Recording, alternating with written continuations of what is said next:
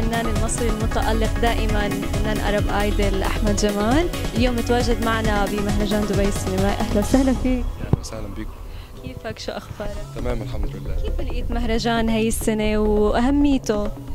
يعني المهرجان ما شاء الله بنتكلم عن نموذج رائع في التنظيم، والحقيقة أنا مبسوط إن أنا موجود في مهرجان دبي للسينما. أول مشاركة ليا طبعا، وأنا كفنان مصري من الوفد المصري بنحتفل بعيد الوطني الإمارات، بنقول لهم طبعا كل سنة وأنتم طيبين، واستغلنا وجودنا، جات لنا دعوات من المهرجان فبنتشرف بوجودنا معاكم، وبعتبرها خطوة إيجابية ليا إن شاء الله. يمكن يكون في مشروع فني سينمائي في المستقبل بعد خطوة الألم. ممكن نشوفك من الفن تدخل مجال الفن لمجال التمثيل أعمالك؟ أنا مهتم بمجال السينما طبعا، ودي خطوة لابد منها، فأعتقد إن شاء الله إنها ممكن تكون إضافة لأي فنان طموح حابب ينجح، بس ننزل بالألبوم الأول وبعدين نفكر في خطوة السينما. هل سيتحول عشاق السينما إلى عشاق التلفزيون؟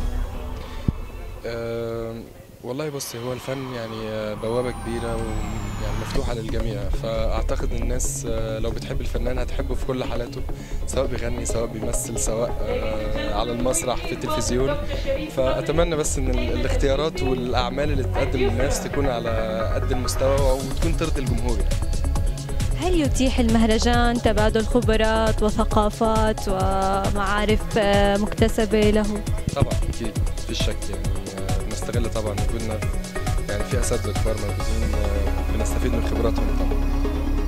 حابه اخر شيء توجه لك تحيه للكويتيه وغنيه منك اهداء بمناسبه راس السنه، كمان تحكي لنا هيك تعيدنا لجمهورك محبين احمد جمال.